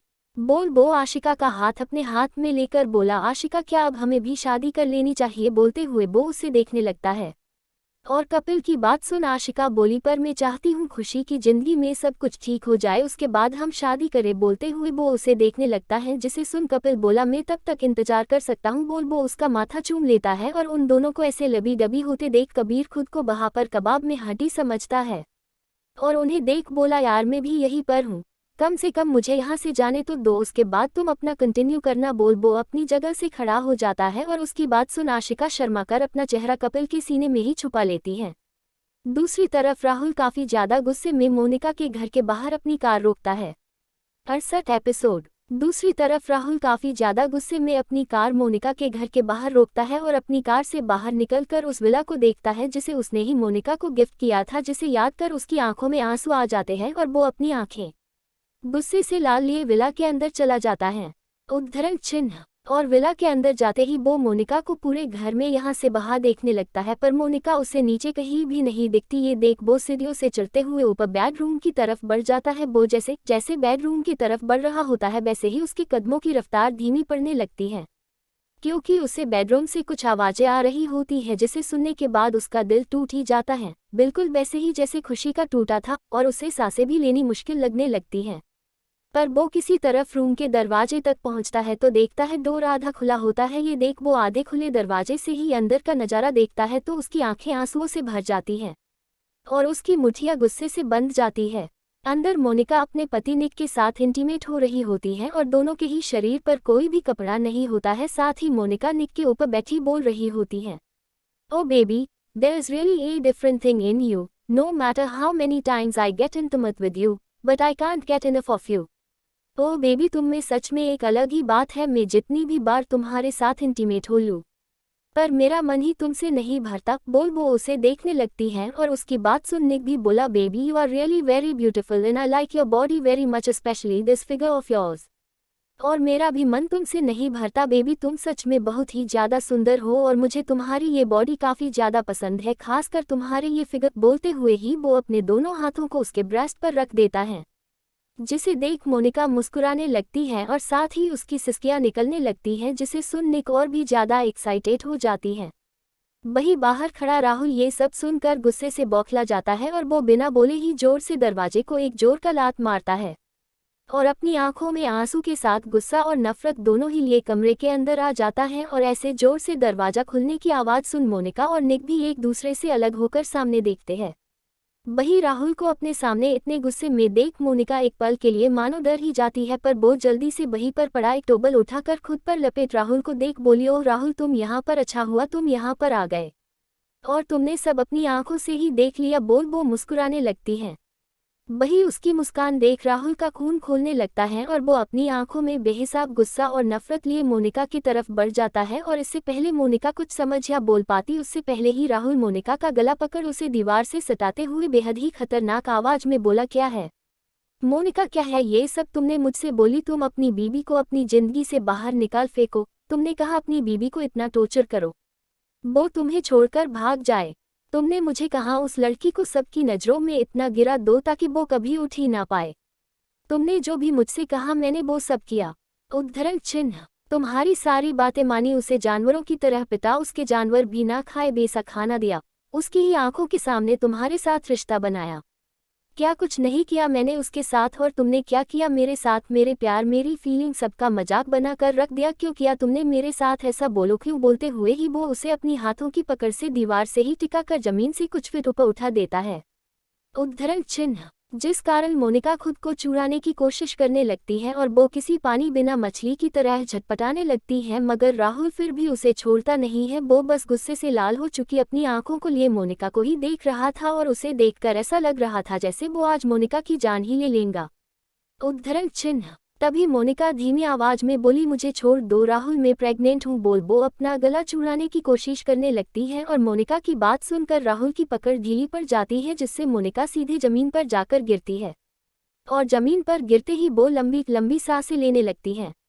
तभी राहुल उसे नफरत और गुस्से दोनों भावों को लिए देख बोला, क्यों किया मोनिका तुमने मेरे साथ? मेरे प्यार का मजाक बनाकर रख दिया। मैंने तुम्हें कितना प्यार किया, पर तुमने मेरे साथ धोखा किया। आखिर क्या कमी रह गई थी मेरे प्यार में जो तुमने मुझे छोड़कर किसी और लड़के से शादी कर ली और अब तुम माँ भी बनने वाली हो और तुमने मुझसे सारी बातें छुपाई।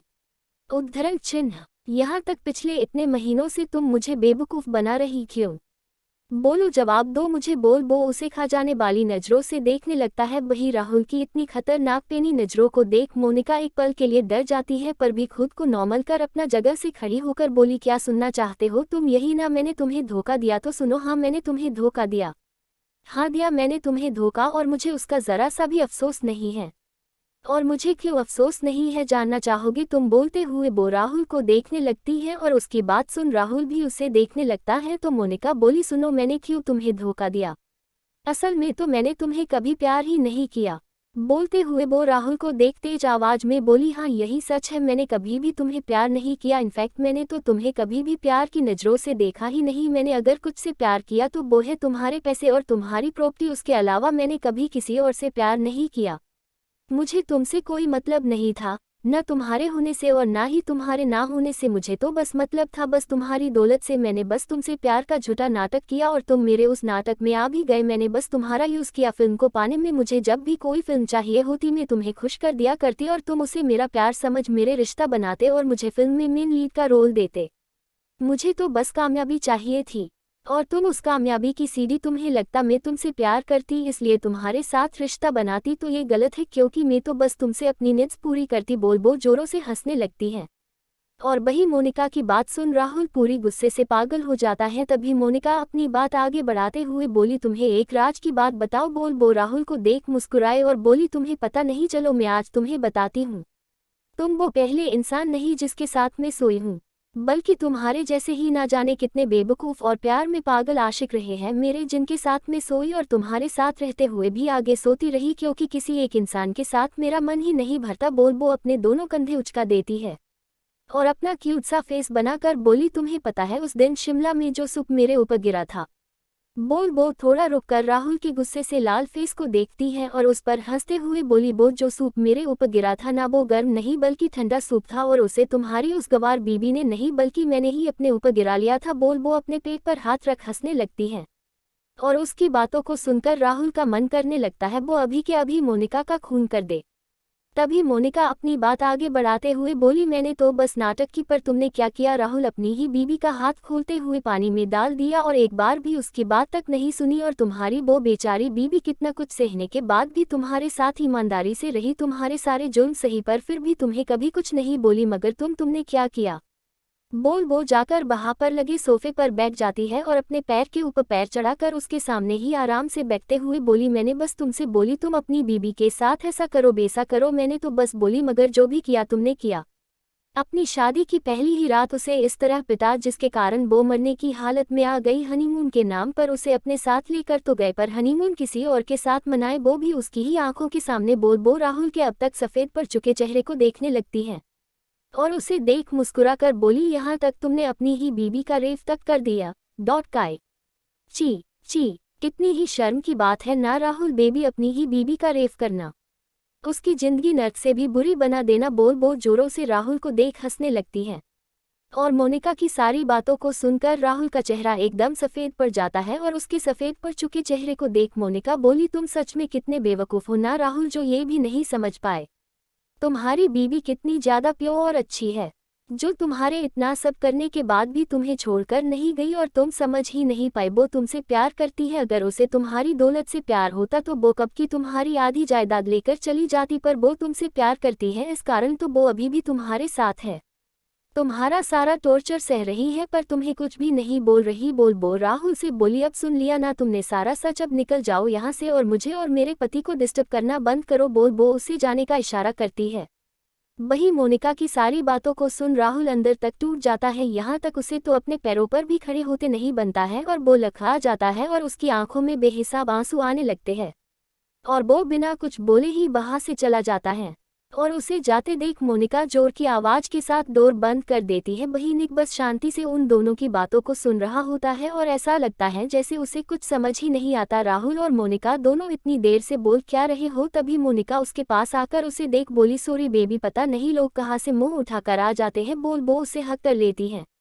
69 एपिसोड मित्तल मैंशन। तीनों मित्तल हॉल में ही बैठे राहुल के आने का इंतजार कर रहे होते हैं और अब तक रात के करीब 9 बजने वाले होते हैं पर राहुल घर नहीं आया होता। ये देख यामिनी थोड़ी परेशान सी हो जाती है और साहिल से बोली, राहुल अभी तक आया नहीं, वो तो बोल कर गया था थोड़ी ही देर में वकील के पास से डिवोर्स पेपर लेकर आ जाएगा, पर अभी तक आया नहीं। बोलते हुए वो थोड़ी परेशान सी दिखने लगती है। तभी उनके कानों में राहुल की कार रुकने की आवाज़ सुनाई देती है, जिसे सुन साहिल बोले, आ गया तुम्हारा बेटा, जिसे सुन यामिनी के फेस पर मुस्कान आ जाती है। तभी युग राहुल को संभालते हुए घर के अंदर लेकर आता है, जिसे ऐसे देख वो तीनों हैरान हो जाते हैं और उसी हैरानी में सीनियर मित्तल युग से बोले, ये राहुल को क्या हुआ है और ये इतने नशे में क्यों दिख रहा और इसकी हालत इतनी ज़्यादा क्यों खराब है। वो राहुल को देखने लगते हैं जो इस समय काफ़ी ज़्यादा नशे की हालत में होता है और उसके कपड़े पूरी तरह से खराब हो चुके थे, यहाँ तक वो ठीक से खड़ा भी नहीं हो पा रहा होता है। तभी दादाजी की बात सुनकर युग बोला, राहुल सर दोपहर से ही जब वो कंपनी से जाने के बाद वापस आए तब से ही काफ़ी ज़्यादा ड्रिंक कर रहे हैं और रोए जा रहे हैं। वो कुछ बोल भी नहीं रहे, बस ड्रिंक करते हुए रो ही रहे हैं। वो तो घर भी नहीं आना चाहते थे, मैंने ही इन्हें ज़बरदस्ती अपने साथ यहाँ लाया हूँ। इतना बोलते हुए ही वो उसे सोफे तक लाकर उसे वहाँ पर लिटाकर चला जाता है।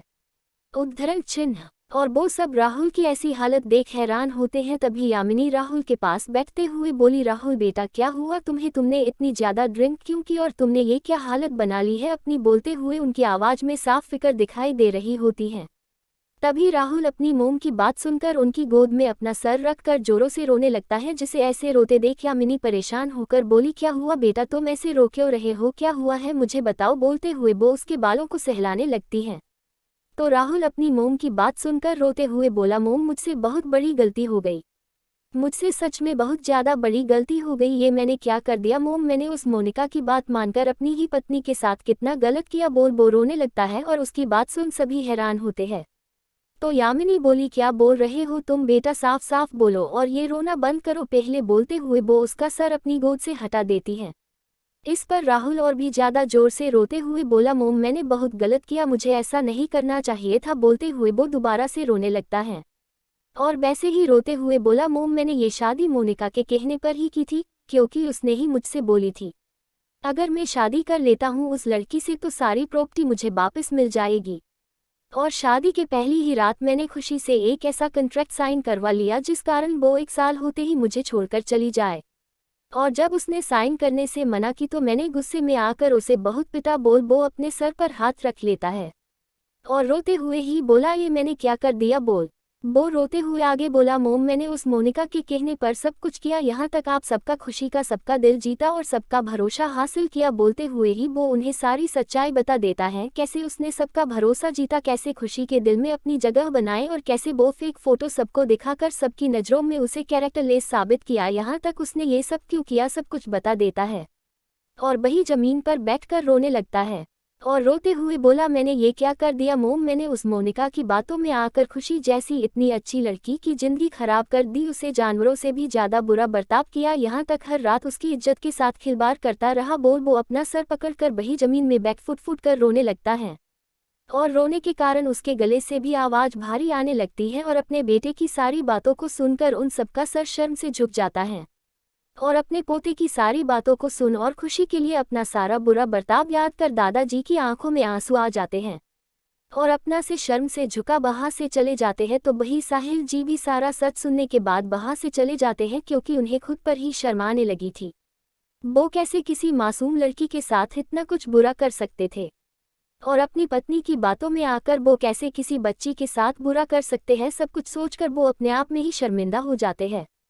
तो वही यामिनी से तो कुछ बोलते ही नहीं बन रहा था, वो बस अपना सर शर्म से झुकाए वहाँ से चली जाती है और उन्हें वो पल याद आ जाता है जब उन फोटो को देख उन्होंने बिना कुछ सोचे समझे ही खुशी पर हाथ उठा दिया, यहाँ तक उसके कैरेक्टर पर कितना कीचड़ उड़ाया, यहाँ तक जिस भी सामान को उसने टच भी की होती है उन सबको उठवा कर रास्ते पर फिकवा दी थी। यहाँ तक खुशी को उस तरह का खाना भी उन्होंने ही राहुल को देने के लिए कहा था ताकि खुशी जल्दी ही मर जाए। सारी बातों को याद कर उन्हें अपने आप से ही शर्म आने लगती है।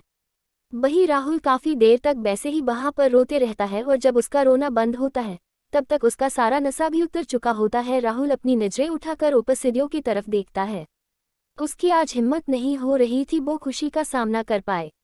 उसकी आंखों के सामने वो सारे पल आने लगते हैं जब कभी भी उसने खुशी पर हाथ उठाया हो या उसे जलील किया, उसका मजाक बनाया और उसकी मर्जी के बगैर उसके साथ जबरदस्ती की। उन सभी पलों को याद कर उसे आज खुद से ही नफरत होने लगी थी। उद्धरण चिन्ह, यहाँ तक वो आज खुद से ही नजरें नहीं मिला पा रहा था। थोड़ी देर वैसे ही देखने के बाद वो अपनी जगह से खड़ा होता है और अपने कमरे की तरफ बढ़ने लगता है। वो जैसे अपने कदम बढ़ा रहा था उसे इन 2 महीनों में हुई खुशी की हालत याद आने लगती है, जिसे याद कर उसकी आंखों में आंसू आ जाते हैं। वो याद करने लगता है कैसे इन 2 महीनों में खुशी बस एक जिंदा लाश की तरह बनकर रह गई है। यहाँ तक वो अपने होठों से कुछ बोलती भी नहीं है, ना ही अब उसकी आंखों में किसी तरह के कोई आंसू होते हैं, ना ही कोई भाव होते हैं। वो बस राहुल को वही सब करने देती है जो राहुल उसके साथ करता है। सारा दिन भूखे रहने के बाद जब राहुल अपनी भूख मिटा लेता है तब वो खुशी को खाने के नाम पर 2 सूखी रोटी, वो भी नमक मिर्च के साथ देता है। इन सारी बातों को याद कर उसका दिल काफ़ी ज़्यादा दर्द से भर उठता है। उसका दिल तो हमेशा से ही खुशी के लिए रोया करता था, पर उसने कभी अपने दिल की सुनी ही कहा, उसने तो बस अपने दिमाग की सुनी, पर आज उसका दिमाग भी दिल की ही तरह रो रहा होता है। वो अपने कैप्टे हाथों से डोर का लॉक खोलता है जो वो लगा कर जाया करता था। उस लॉक को खोलने के बाद वो धीरे से दरवाजे को खोलता है तो उसे कमरे में पूरी तरह से अंधेरा दिखता है। ये देख वो कमरे का लाइट ऑन करता है और कमरे में ही बनी खिड़की की तरफ देखता है तो खुशी हमेशा की ही तरह खिड़की से बाहर देख रही होती है और उसके फेस पर किसी भी तरह के कोई भाव नहीं होते, ना ही उसमें किसी तरह की कोई जान दिखाई पड़ रही होती है। यहाँ तक खुशी जो पहले से ही काफ़ी दुबली पतली थी, उसका शरीर अब पहले से भी ज़्यादा दुबला हो चुका था। कमरे में लाइट ऑन होते देख खुशी खिड़की के बाहर से अपनी नजरें हटा कमरे में देखती है तो उसे राहुल दिखता है, जिसे देख खुशी उस खिड़की से नीचे उतरकर राहुल को देखती है और उसे देखने के बाद वो अपने सारे कपड़े एक के बाद एक उतार कर जमीन पर ही फेंक देती है और जाकर बेड पर लेट जाती है। ये देख राहुल की आंखों में आंसू आ जाते हैं। रोज ही राहुल खुशी के कपड़े उसके शरीर से अलग कर अपनी मनमानी उस पर करता है, पर आज खुशी ने खुद ही अपने सारे कपड़े उसके सामने निकाल उसे उसके मन की करने की इजाज़त दे दी थी। ये देख राहुल अपने आंसुओं को और नहीं रोक पाता और वो सीधे बाथरूम में चला जाता है, जहां जाकर वो शावर उनकर उसके नीचे ही बैठकर किसी छोटे बच्चे की तरह रोने लगता है और रोते हुए अपने दोनों हाथों से ही अपने बालों को खींचते हुए बोला, ये मैंने क्या कर दिया, क्यों मैं ये समझ नहीं पाया मेरे लिए कौन सही है और कौन गलत, क्यों मैं कभी ये देख नहीं पाया। और अपनी आंखों में मोनिका के प्यार की छोटी पट्टी बांधे रहा। बोलते हुए वो लगातार रोए जा रहा होता है। साथ ही उसे आज मालूम पड़ा था कैसा लगता है जब हम उस इंसान को किसी और के साथ रिश्ता बनाते देखें जिस पर हम हमारा हक समझते हैं या वो हमारा होता है। उसे आज खुशी के सारे दर्द और तकलीफ़ों का एहसास अच्छे से हो रहा होता है।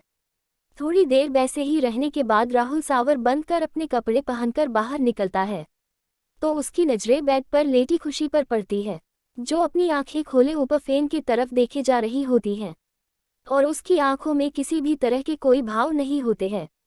साथ ही उसकी बॉडी जिस पर कोई कपड़े नहीं होते पर उसमें कई सारे निशान होते हैं जो राहुल ने खुद उसे दिया था, जिसे याद कर फिर से उसकी आंखें भर आती है और वो अपनी नजरें फिर बेड के दूसरे साइड जाकर लेट जाता है और खुशी की तरफ अपनी पीठ कर अपने मुंह पर हाथ रख खुद को रोने से रोक रहा होता है, पर उसकी रोने की हल्की सिसकियां खुशी के कानों तक भी जाती है, पर भी एक नज़र भी उसे देखती नहीं, ना ही कुछ बोलती है। वो तो बस राहुल की खुद पर मनमानी करने का इंतजार करने लगती है, पर बहुत देर होने पर भी जब राहुल उसके तरफ पलटकर नहीं देखता ये देख वो भी अपनी आंखें बंद कर सोने की कोशिश करने लगती है, पर पेट में लगी भूख उसे सोने नहीं देती है, जिस कारण वो एक नज़र राहुल की पीठ की तरफ देखती है पर कुछ बोलती नहीं और वैसे ही अपनी आंखें बंद कर सोने की कोशिश करने लगती है। कुछ देर बाद जब राहुल को याद आता है उसने खुशी को खाना नहीं दिया, ये याद कर वो जल्दी से अपनी आंखें खोलता है और एक नज़र खुशी को देखता है जो अपनी आंखें बंद किए वैसे ही लेटी होती है, जिसे देख राहुल अपनी जगह से उठता है और कमरे से बाहर चला जाता है। जिसके जाने की आवाज़ सुन खुशी अपनी आंखें खोल दरवाजे की देखती है।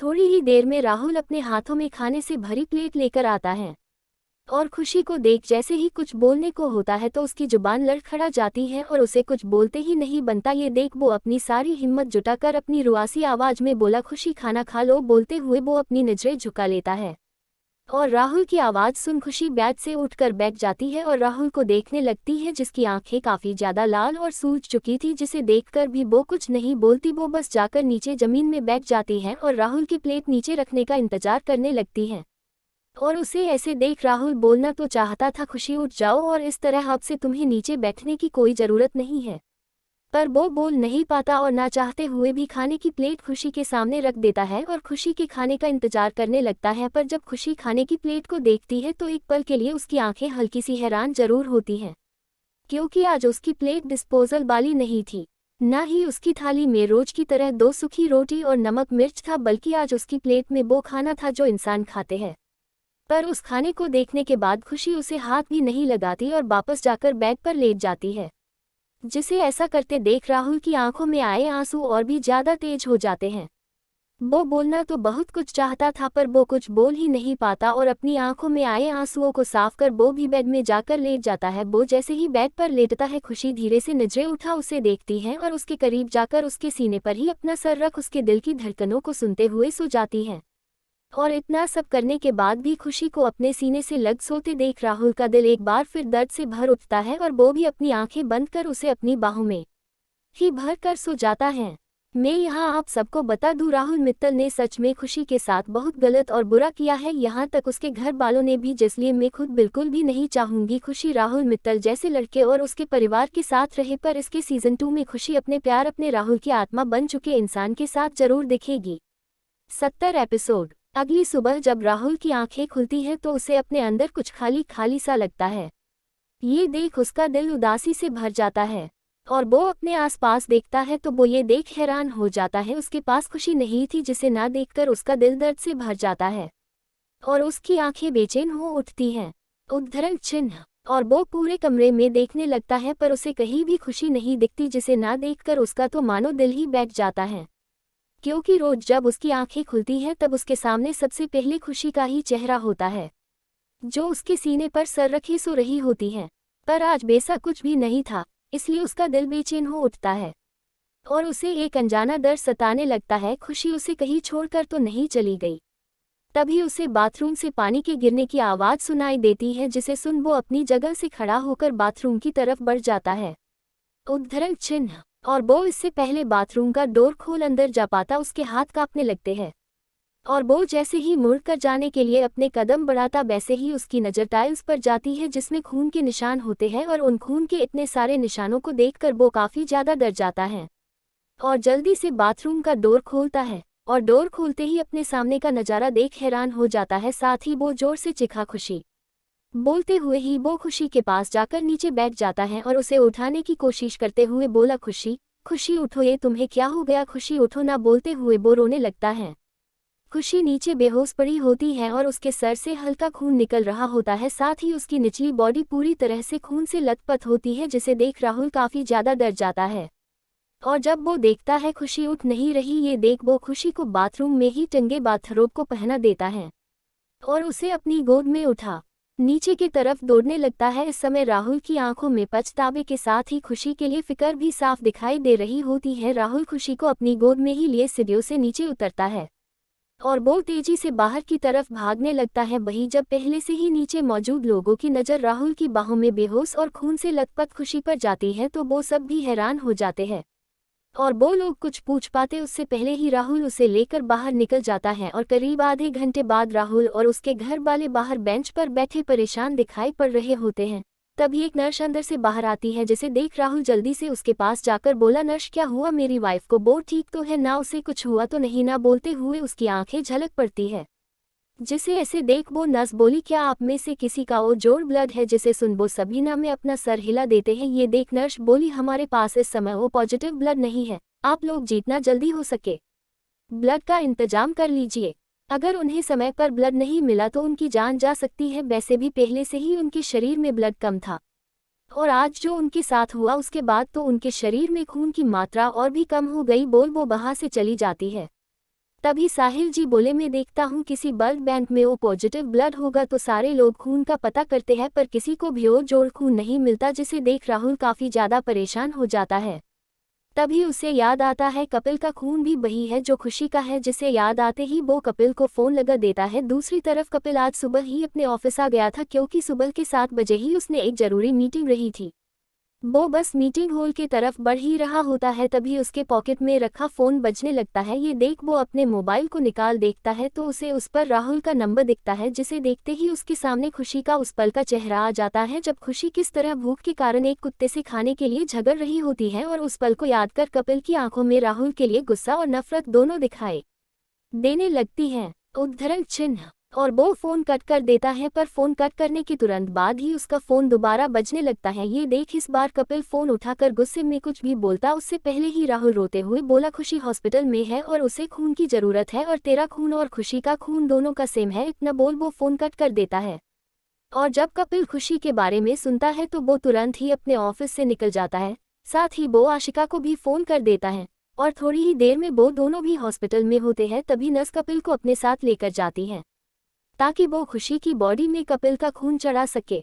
बाहर आशिका काफी ज्यादा गुस्से में राहुल के पास जाती है और उसे गुस्से में ही देखने लगती है। जब राहुल आशिका को इस तरह खुद को गुस्से से देखते हुए पाता है तो वो उसे कुछ बोलने ही वाला होता है, उतने में ही आशिका जोर से करीब 5 से 6 थप्पड़ राहुल के गालों में जड़ देती है, जिस कारण सारे लोग बस उसे ही हैरानी से देखने लगते हैं। तो राहुल बस अपनी नजरें झुकाए नीचे देख रहा होता है और उसकी आंखों में आंसू होते हैं। तभी आशिका उसे बेहद ही नफरत भरी नजरों से देखकर उसकी कॉलर को अपने दोनों हाथों से पकड़ झकझोरते हुए बोली, क्या किया तुमने खुशी के साथ, बोलो क्या किया। बोलते हुए उसकी आंखों में भी आंसू होते हैं और वो नफरत भरी नजरों से देखकर बोली, अगर खुशी को कुछ भी हुआ ना तो याद रखना मिस्टर राहुल मित्तल, मैं तुम्हें जेल की सलाखों के पीछे डलवा दूंगी या मैं खुद ही तुम्हारी जान ले लूंगी। तुम सब बस नाम के ही इंसान हो, पर तुम सबकी हरकतें किसी हैवान से कम नहीं है और जो हैवानियत तुम सब ने एक मासूम सी लड़की के साथ दिखाई है ना, उसकी सजा तो तुम सबको मिलकर ही रहेगी। बोल राहुल की कॉलर छोड़ देती है